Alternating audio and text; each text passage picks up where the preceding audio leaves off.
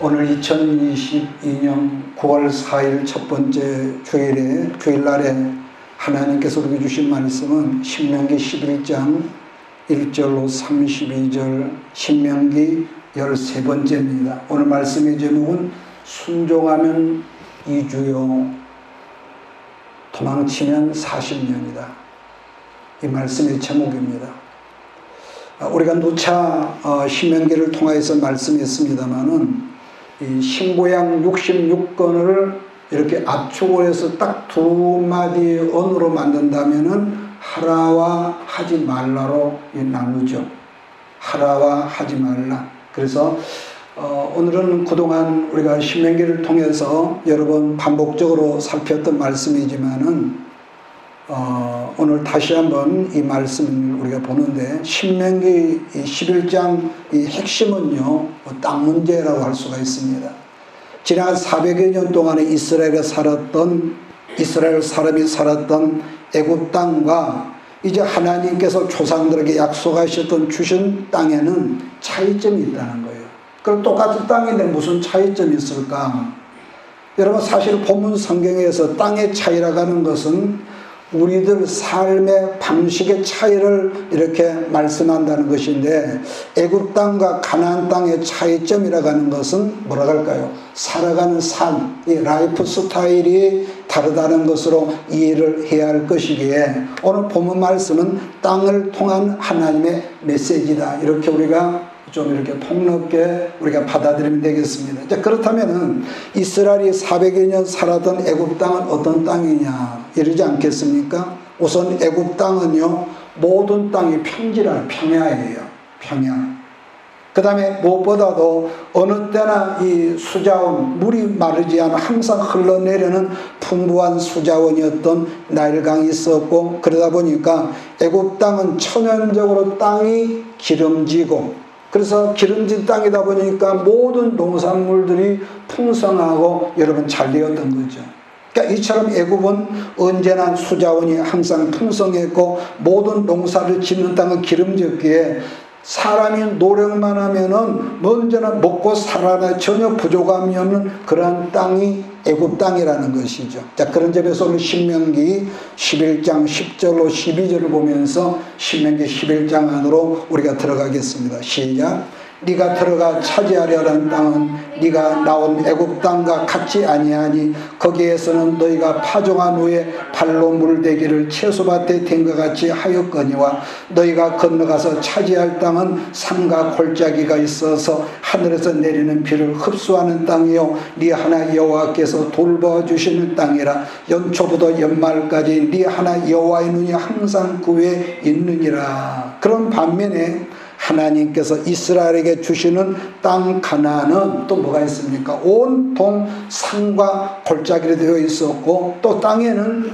돌들이 많았기 때문에 옛날 어떤 분이 그런 말을 했습니다. 하나님께서 천지 창조를 하실 때에 천사에게 네 치마에다 돌을 싸가지고 저 아프리카로 가서 거기다 뿌려라 그랬는데, 돌이 너무 많아가지고 천사가 치마자를 놓치는 바람에 그만 실수로 팔레스타인 땅에 그 많은 돌들이 떨어져서 오늘날도 이스라엘 땅에 돌들이 많다. 여러분, 돌들이 많은 땅에 항상 독사가 많습니다. 이상하게 이런 우스갯소리를 했었는데요. 자, 그런가 하면 하나님께서 약속으로 주신 땅은 또 뭐가 있느냐, 하늘에서 내리는 비를 전부 다 빨아들이는, 흡수해버리는 땅이라고 그랬습니다. 무슨 말이냐면은 우리가 살고는 우리나라 그 땅 지질하고는 전혀 달라서 우리는 여러분 그 비가 오면은 모든 땅이 물이 고이지 않습니까? 근데 이 비가 내리면은 물이 고였어야만이 농사가 가능하겠는데, 아무리 비가 많이 온다고 할지라도 그 비를 이 땅이 그대로 흡수를 해버리는 땅, 그런 이 지질이라는 이 말씀을 한다는 거죠. 그러다 보니까 지금도 그 땅은 비가 올 때만 이 식물들이 자라고 비가 내리지 않으면 농사가 못 짓는 땅이 여러분 가나안 땅이라는 그런 땅이죠. 반복 설명하자면은 그 땅은 하나님께서 이른 비와 늦은 비를 항상 내려주셨는데 만약에 하늘에서 비를 내리지 않으면은 뭡니까? 이제 도무지 농사를 지을 수 없는 땅들, 한마디로 망할 수밖에 없는 그런 땅이 가나안 땅이라는 거죠. 자, 그렇다면 여기에서 우리가 의문이 있겠는데 제가 여러분을 질문하겠습니다. 여러분은 자기 노력으로 언제든지 풍성한 나일 강물을 끌어들어 물을 대준다면은 얼마든지 농사를 할 수 애굽 땅에 있고, 또 하나는 하나님께서 비를 주시지 않으면 도무지 농사를 이제 먹고 살 수 없는 가나안 땅이 있는데, 여러분이 그 당시 이스라엘 사람이라면은 어느 땅이 여러분의 마음을 사로잡을까요? 우리는 이구동성으로 애굽 땅이라고 하지 않겠습니까? 조금 전에 말씀드린 것처럼 본문 말씀은 사람이 살아가는 이 방식을 말한다고 그랬단 말이에요. 애국적인 삶의 방식이라고 하는 것은 내가 노력을 해서 먹고 살며 한 걸음 나가서 요즘에 그냥 나의 노후를 준비하고, 그래 내가 뭐든지 내 힘으로 하면은 풍성한 삶을 지향할 수 있다고 생각한다면은 그 사람은 본문 말씀에서 몰린 사람이기 때문에 하나님의 사람이 분명하지만은 애국적인 라이프 스타일을 그 사람이 지금 지향하고 있다. 오늘 본문 말씀으로 하면은 여러분 그렇습니다. 자, 그렇다면은 하나님께서 축복하심으로 약속으로 주셨던 가나안 땅의 삶의 특징이라면은 하나님께서 은혜를 베푸시면 잘 사는 것이고, 하나님께서 은혜를 주시지 않으면 영락없이 죽는 그런 땅으로 인도를 했다는 패션이 있거든요. 아마도 지금 여러분 중에서 이 말씀을 들으면서 갈등이 있지 않겠습니까? 하나님의 축복으로 주셨으면은 이거라도 잘 되고 저거라도 잘 돼야 하는데 뭐 그런 땅을 축복이냐? 여러분, 그런데 말입니다. 평상시는 그렇지 않습니까? 애굽 땅의 모든 그런 것들이 든든하거든요. 그래, 내가 노력만 하면 잘 되니까. 아마 이번 주 내일이나 모레부터 엄청난 이 허리케인 같은 태풍이 우리나라로 지금 오고 있다고 우리가 뉴스를 들었거든요. 그렇다면 사람들마다 엄청난 여러분 위기를 느끼지 않겠습니까? 간단히 다르게 말하면은 건강하던 사람이, 평소에 감기 한번 안 걸렸던 사람이 어느 날 갑자기 죽을 병에 걸렸다든지 하면은 그런 사람이 아무리 재산이 이런 많이 쌓아두었을지라도 여러분 소용이 없다 그러거든요. 여러분 그렇지 않습니까? 제가 지난 주엔가 이 기독교 CTS 방송을 우연히 듣다가 강원도 어떤 산골짜기에서 어떤 기도원 하시는 목사님이나 간증하는 경우가 있었는데, 이번 간증 속에서 한 번은 전라남도 해남 어디에 사는 고향 있는 사람인데 이제 서울로 와서 자수성가를 해서 엄청나게 많은 돈을 벌었대요. 나이도 많지 않아. 뭐 50대 초반인가. 근데 이처럼 건강하던 이분이 돈을 더 많이 벌고 벌려다고 분주하게 살다 보니까 주변에서 당신 건강 좀 돌봐야지 않겠습니까? 이런 말하는 사람들이 평소에 자기 아내를 비롯해서 여러분 그런 분들이 많이 있었대요. 건강을 관리하라는 말을 그렇게 주변에서 했는데도 우선 사업이 잘 되니까, 그러지 않고 또 막 하면 돈이 막 들어오니까 별로 건강에 대한 것을 의미를 두지 않고 살았던가 봐요. 그런데 이 사람에게 어느 날 자기 몸이 좀 이상했던지 세브란스 병원을 갔더니 담당 의사가 한다는 말이 혀를 끌끌 차면서 왜 이제 왔냐고. 왜 이제 왔냐고.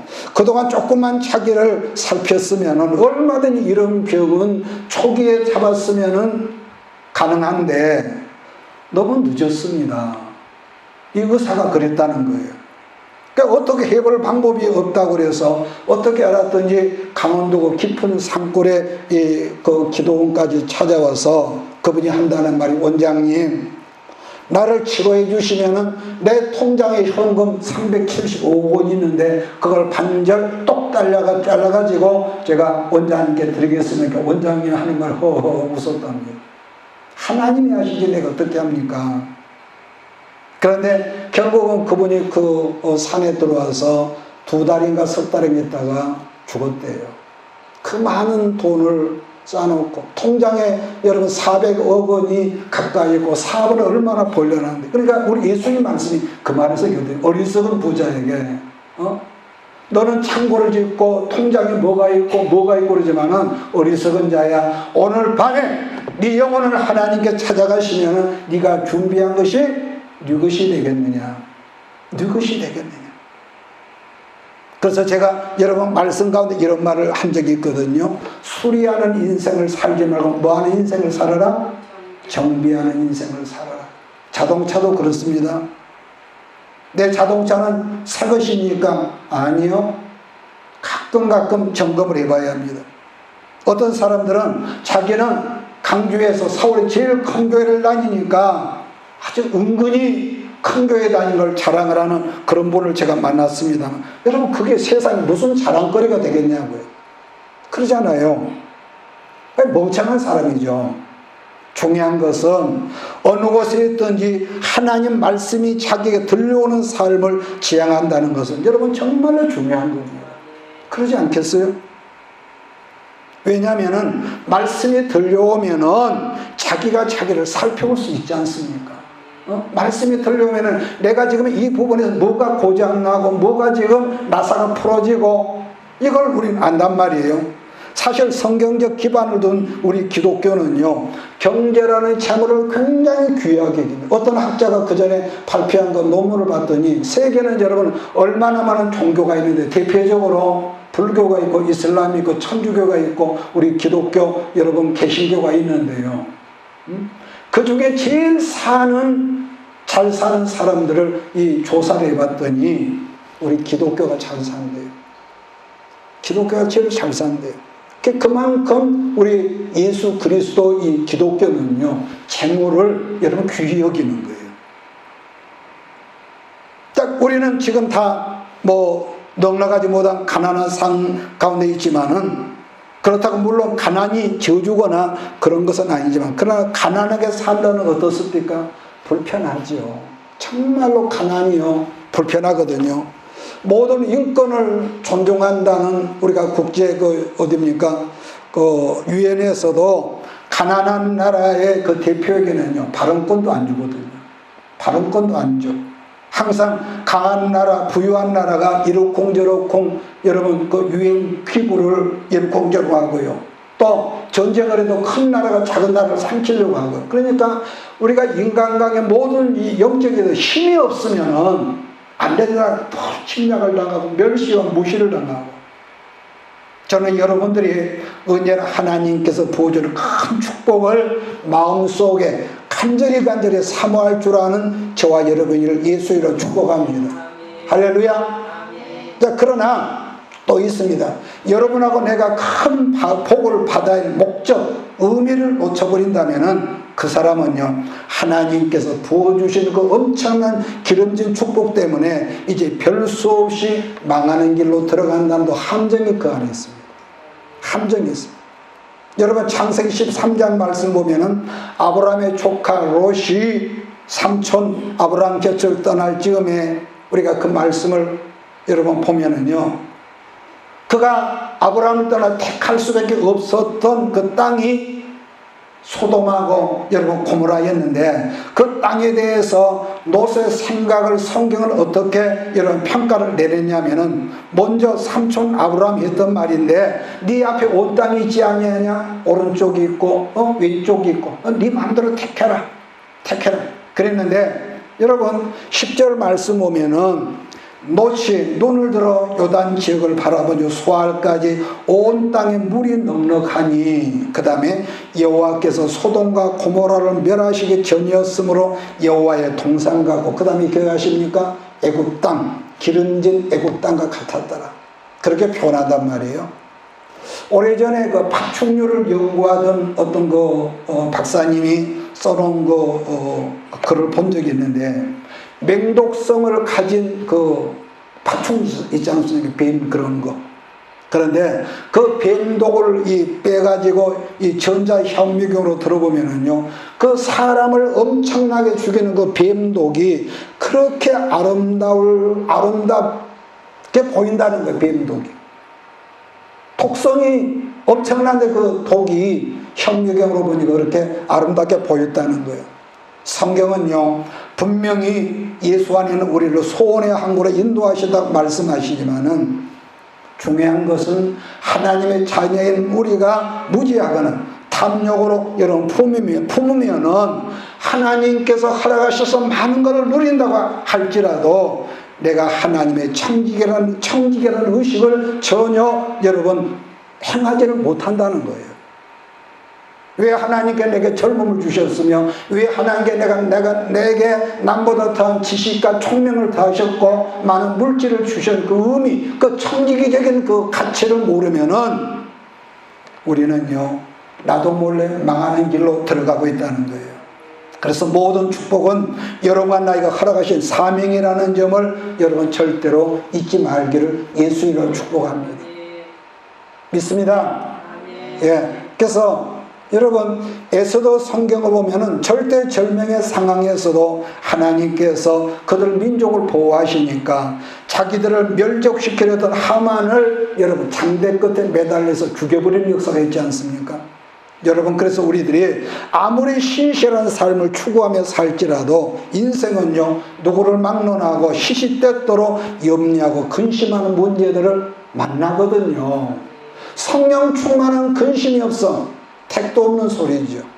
한 예로 사도 바울이 했던 말인데요, 고린도후서 7장 10절을 보면은 이런 말이 있거든요. 하나님의 뜻대로 하는 근심은 후회할 것이 없는 구원에 이르게 하는 회개를 이루는 것이요, 세상 근심은 사망을 이루는 것이니라. 그러니까 육신으로 살아가는 세상 속에는 근심이 안 할 수가 없대. 이래도 근심하고 저래도 근심인데 기왕이면은 신령한 문제 때문에 근심을 하는 당부죠. 그래서 저는 오늘 9월을 시작하면서 여러분에게 당부하고자 하는 것은 언제나 하나님의 보호하심과 도우심 있게 하는 신령한 근심의 사람이 되기를 주의 이름으로 축원합니다. 신령한 근심, 그것이 지금 당장은 아무런 어떤 뭐가 없는 것 같아도요. 그래서 오늘 신명기 11장 말씀이라는 것은 자기가 자기를 보호하려는 애국적인 삶을 살 것인가, 반대로 하나님의 축복과 하나님의 보호하심으로 살아가는 가난적인 삶을 살 것인가를 네가 결정해라는 것이 아니라 가난적인 삶을 살라는 당부의 말씀에, 그것이 바로 뭡니까? 요한 3서 몇 장인가요? 1장 2절에 보면은 사랑하는 자야 내 영혼이 잘된같이, 그 다음에 네가 범사에 잘되고 강건하기를 원한다는 그런 것이죠. 그러니까 우리가 늘 제가 멍청하게 살았던 지난 날들을 제가 간증하지만은 우리가 몰랐을 때는 함부로 우리가 자연기하지하며 살았지 않습니까? 그러므로요, 신명기 11장 말씀의 핵심은 하나님께서 그때그때 주신 말씀을 붙들고 순종하는 삶을 네가 살면은 하나님께서 네 모든 인생의 삶을 너뿐만 아니라 네 자손 대대로 보호해 준다. 할렐루야. 그걸 하나님께 말씀하신 거예요. 다르게는 너는 먼저 그 나라와 그를 구하면 그 모든 걸 더하겠다는 마태복음 말씀과 동일한 말씀인 거죠. 자, 신명기 11장 13절 4절을 보면은 그런 삶을 네가 살면은 하나님께서 때를 따라 이른 비와 늦은 비를 주시겠다 약속이지만, 그러나 하나님 백성이 네가 하나님을 떠나면은 안 되는 것이 아니라 너는 망한대. 망한다는 뭐겠습니까? 인생 끝나는 것이지요. 왜냐하면은 이른 비와 늦은 비도 그칠 것이지만은 네가 하는 모든 일에 네 땅에 풀이 자라지 않게 한다는 이 저주의 말 아니겠습니까? 그런데 여러분, 우리가 인류사를 우리가 살펴봐도요, 하나님을 언제나 자기 백성을 복 주시기를 원하지만은 사람은 배가 부르면은 딴짓거리 한단 말이에요.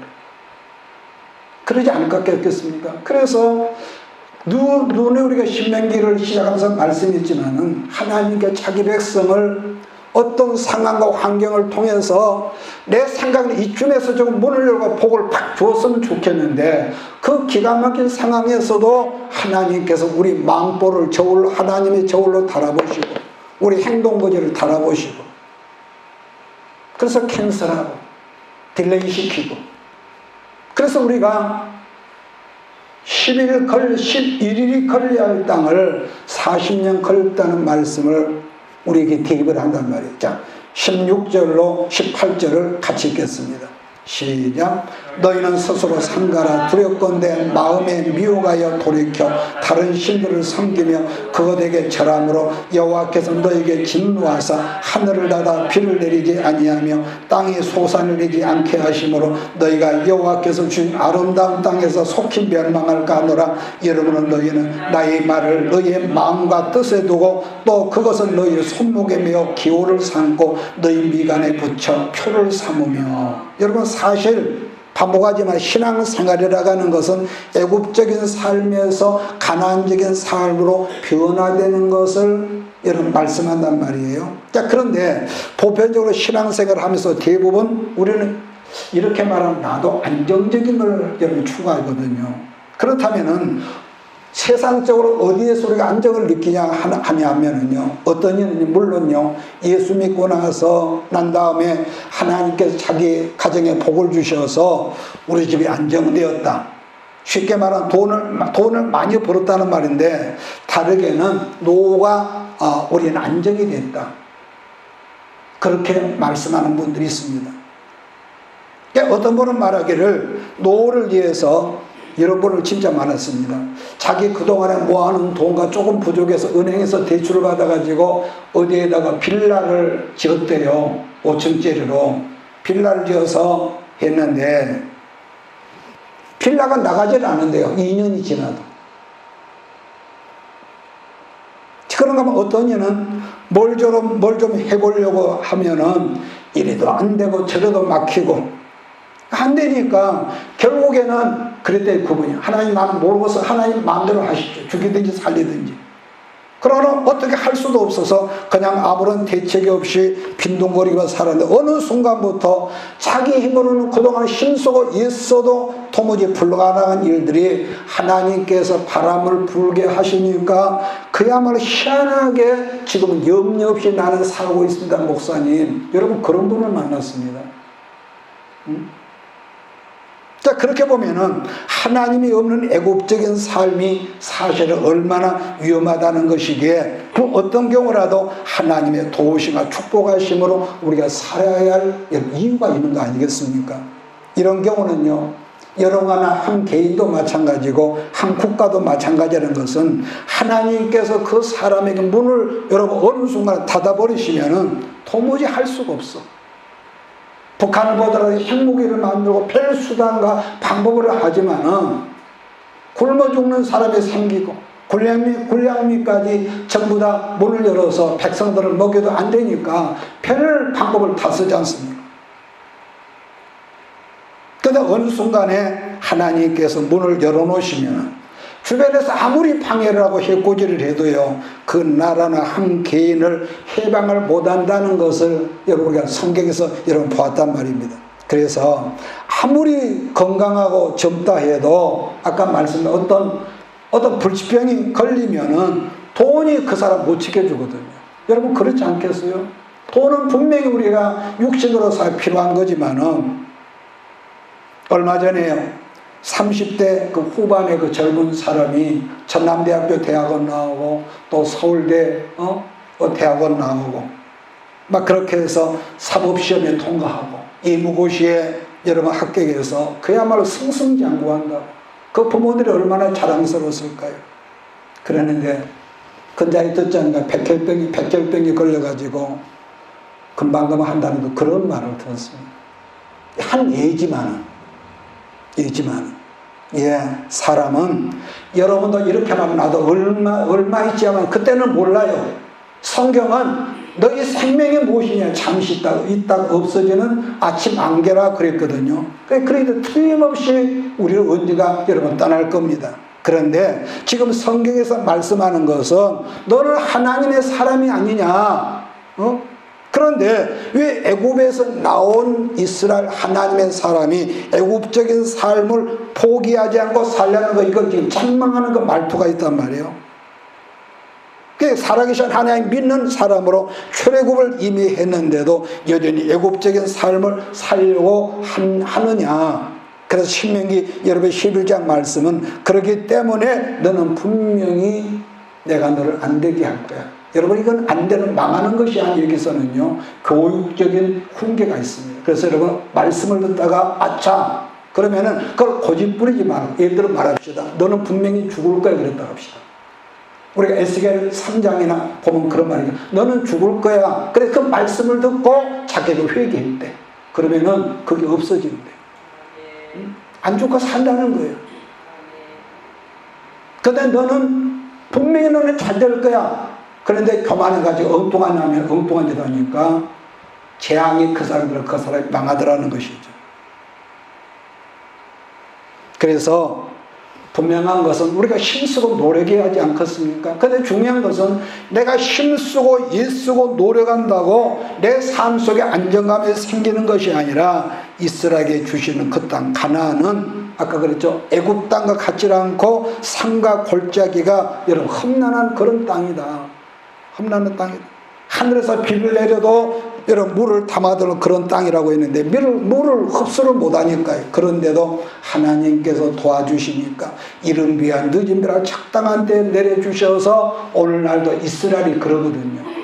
그 조그만 여러분 700만의 그 민족, 그 조그마한 그 주먹만한 나라를요 주변에 여러분 15억 이상의 이슬람이요 꼼짝을 못하잖아요. 꼼짝을 못해. 그래서 너희가 짓지 않은 집을 얻게 하시고 심지 않은 포도원을 차지하게 하시며 너희가 파지 않은 우물물을 얻게 하신다는 말씀은 하나님께서 때가 되면 너를 도와줄 거야. 네게 복을 줄게. 복을 개봉받고. 그런 점에서 나는 여러분들 모두가 이제 구원을 통해서 가난적인 삶의 축복의 문이 열어지게 하시고 그 안에서 하나님의 도우심의 에너지가 여러분 머리 위에 여러분 가정과 기도하는 제목 위에 있어지기를 예수 이름으로 축원합니다. 그렇기 때문에 우리들이 열심을 낼 것이 있고 열심을 내지 말할 것이 있다고 말하거든요. 그래서 열심 내려가는 것은 네가 어떤 상황에서 하나님 말씀을 붙들고 사는 열심을 내고 그러면서 신명기 6장 말씀을 여기 또 반복합니다. 자, 우리가 신명기 11장 18절로 21절 신명기 11장 18절 21절을 보겠습니다. 이게 6장에서 했던 말씀은 병행되거든요. 시작. 여러분은 너희는 나의 말을 너희 마음과 뜻에 두고 또 그것을 너희 손목에 매어 기호를 삼고 너희 미간에 붙여 표를 삼으며 또 그것을 너희 자녀에게 가르치며 집에 앉아있을 때든지 길에 갈 때든지 누워있을 때든지 일어날 때든지 이 말씀을 강론하고 또 네 문설주와 바깥문에 기록하라. 그리하면 여호와께서 너희 조상들에게 주리라고 맹세하신 땅에서 너희 날과 너희 자녀의 날이 많아서 하늘이 땅을 덮는 날과 같으리라. 이 말씀은 한마디로 너희 가문의 운명을 결정하기에 너희 삶 속에서 말씀을 붙들어라. 실수할 때도 뭘가 잘될 때도 말씀을 붙들어라. 우리식으로 말한다면 예배에 네 생명을 걸어라. 기도하는 삶에 네 모든 걸 한번 걸어봐라. 그래야 하면 마태복음에서 말씀한 거지 이 모든 걸 너에게 더하시겠다는 그런 말씀과 연결이 되더라는 거죠. 그래서 신명기 11장 후반부에서 말씀한 거 보면은 사람이란 여러분도 나도 우리는 다 승리하는 어떤 것을 여러분 원하지 않겠습니까? 내가 잘해서 인생 승리가 아니라 중요한 것은 전능하신 하나님께서 여러분의 인생의 조력자가 되시고 스폰서가 되어주면은 너는 저절로 잘 돼. 그런데 그동안에 뭐가 있다는 거예요? 훈련이 있어. 훈련. 나는 아까 그랬죠. 이 정도에서 팍 문이 열리면 좋을 것 같은데 여러분 어제 아침에 우리는 아주 그 재밌는 뉴스를 들었습니다. 우리가 어떤 그 권사님 아들을 이 시험이 있어서 계속 기도해 왔거든요. 그런데 아무 소식이 궁금했는데 전화가 왔어. 목사님 합격했습니다. 우리 아들이. 우리 합격했습니다. 그래서 하나님 영광 받으소서 그랬습니다.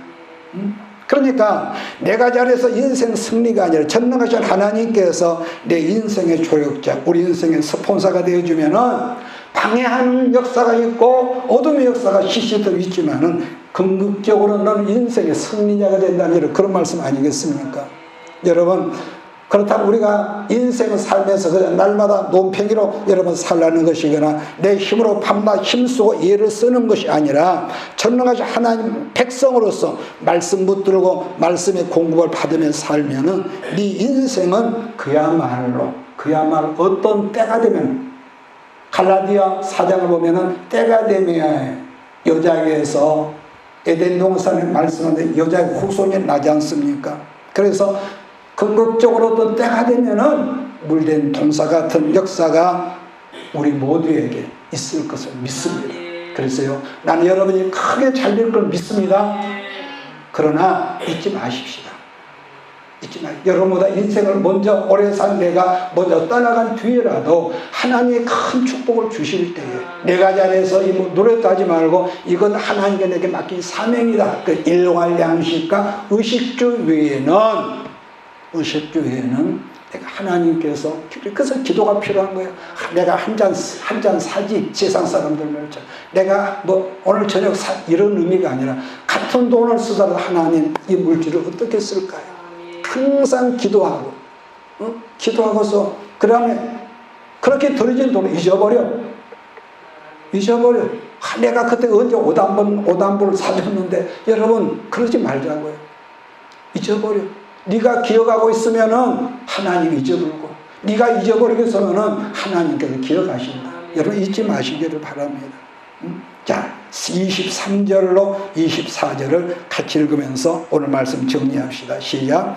여호와께서 그 모든 나라 백성을 너희 앞에서 다 쫓아내실 것이라. 차지할 것인즉 너희 발바닥으로 밟는 것을 다 너희의 소유가 되리니 너희의 경계는 곧 광야에서부터 레바논까지와 유브라데 강에서부터 서해까지라. 하나님께서 그렇게 하신대요. 하나님께서. 애굽 땅에서 삶의 중심은 모든 것이 내 중심이죠. 그러잖아요. 내 힘으로 했잖아요. 그러나 가나안 땅의 삶의 중심은 애굽 땅에서 살았던 그 방식을 이제는 네가 바꿔야 한다. 그래야 하나님의 내 인생, 우리가 그 찬양 있잖아요. 내가 앉았던 사형리의 그 찬송인데, 내가 내 인생 살고 의자에 앉았던 것을 내가 비켜야 하고 주님의 의자에 앉으십시오. 그 방식을 바꾸라는 거.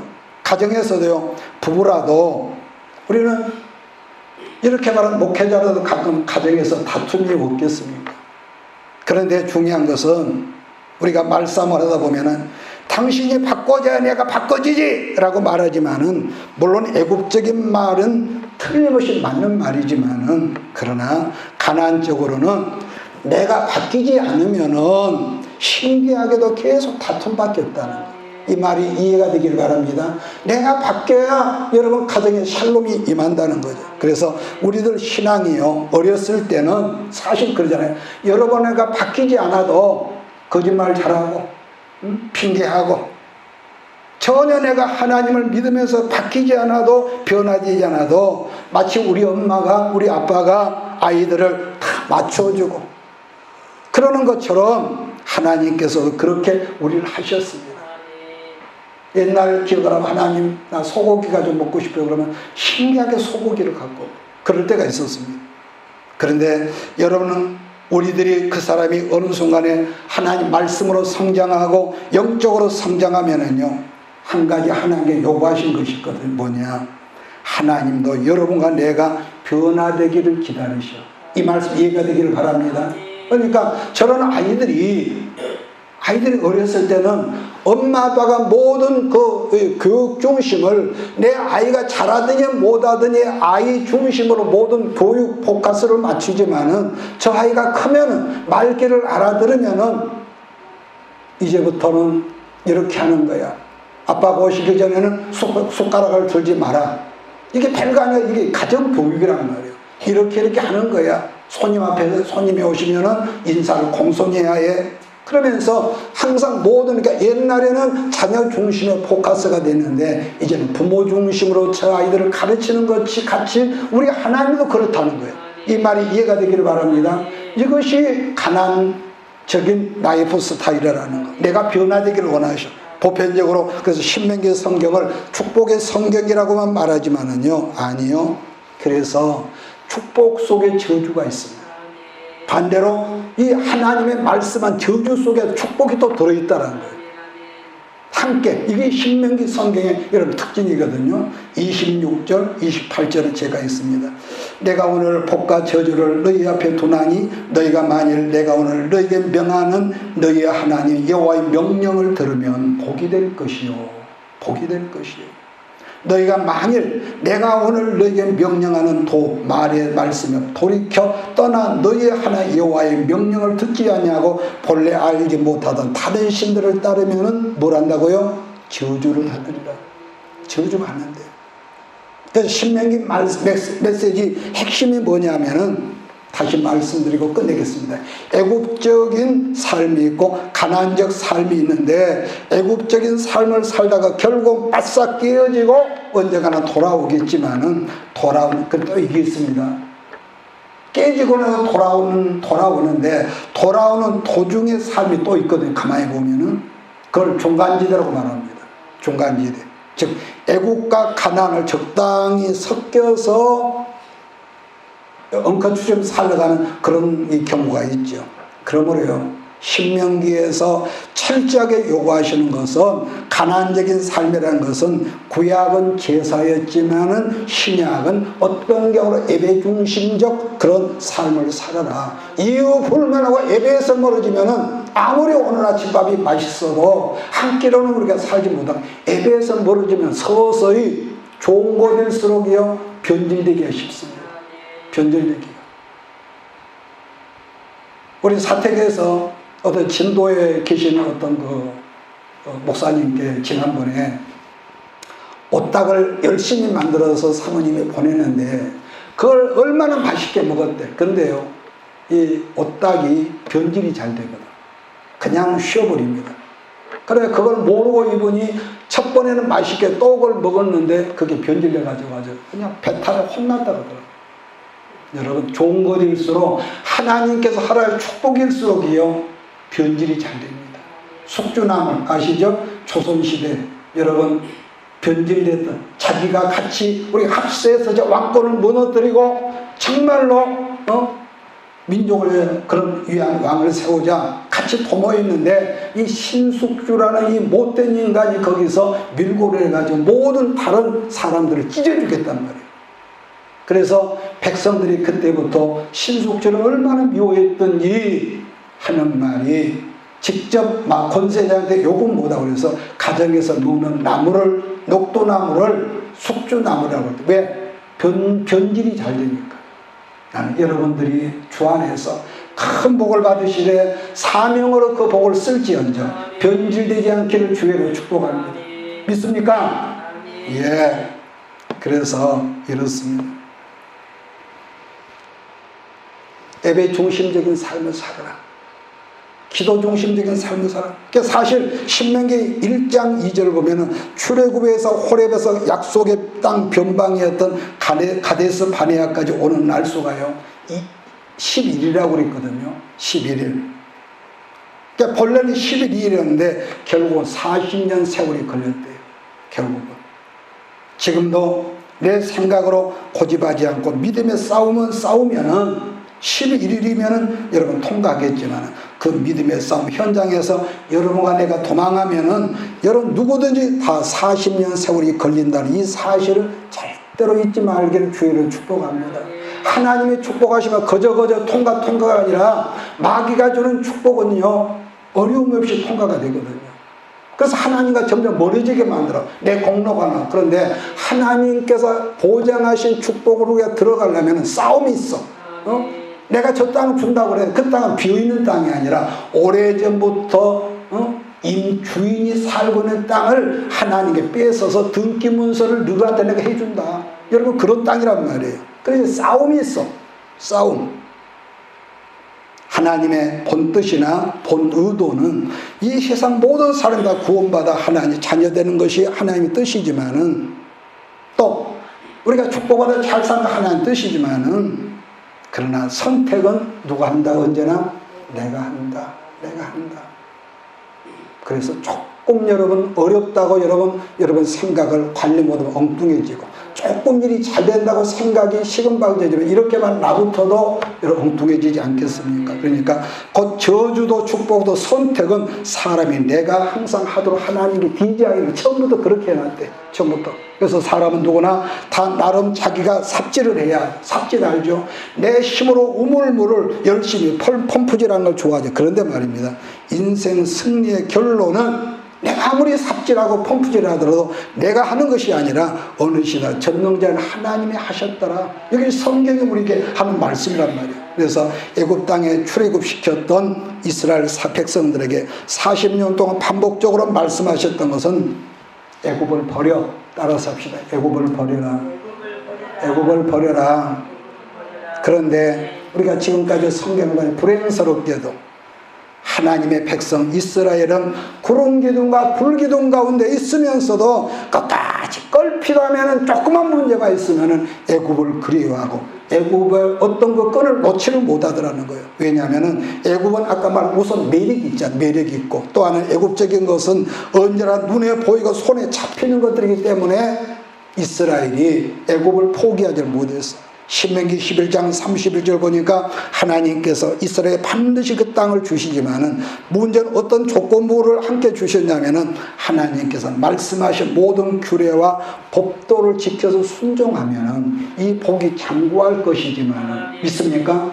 순종하면 이 법도, 순종한 규례를 법도를 순종하면 그 복이 장구할 것이지만은, 여러분 그 사도행전을 보면요, 헤롯이 왕권을 여러분 회복한 다음에 여러분 예수님의 제자들을 죽이고 핍박했지 않습니까? 그런데 어느 날 연설을 하니까 백성들이 그 신의 소리 다르게 박수를 치니까 영광을 하나님께 돌리지 않냐므로 성경 뭐랍니까? 충이 헤롯을 친, 그러니까 그 충이 뭔지를 몰라요. 뱃속에 어떤 창자를 갉아먹었는지 다른 간장과 폐를 갉아먹은 모르지만은 충이 친이 헤롯이 여러분 죽었대요. 9월이 시작되었습니다. 9월 한 달도 오늘 전했을 말씀과 기도로 살면서 여러분의 계획이, 꿈이 건강한 계획이며 건강한 꿈이기를 주의 이름으로 여러분 축복합니다. 왜냐하면 잠언 16장 9절에 보니까 사람이 마음으로 자기 길을 계획할지라 그 걸음을 인도하시는 이는 누구다? 여호와다. 하나님. 기도할 때, 말씀 듣고 기도할 때에 우리의 꿈이 건실해지고 계획이 분명해진단 말이에요. 비록 내가 했을지라도 그 길로 인도하신대. 그래서 뭐든지 순종하면은 2주에 불과 11일이면 되지만은 거절하고 도망하면은 40년 세월로 소진한 이 말씀을 가볍게 여기지 말고 항상 말씀 중심, 예배 중심, 기도 중심에 여러분 구원이 되어서 극기야 어느 순간에 문이 열리고 빵빠레가 울리는 그런 역사가 있기를 예수 이름으로 축원합니다.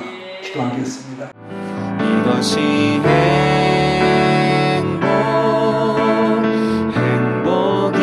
행복이라오. 세상은 알 수 없는 하나님 선물. 이것이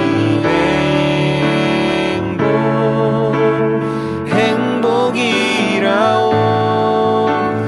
하나님의 자녀로 살아가는 것. 이것이 행복이라오.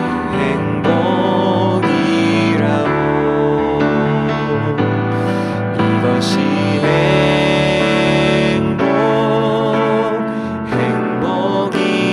행복이라오. 세상은 알 수 없는 하나님 선물. 이것이 행복이라오. 하나님의 자녀로 살아가는 것. 이것이 행복이라오.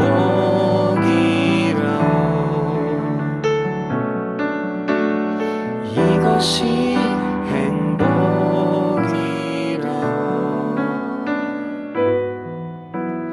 이것이 행복이라오.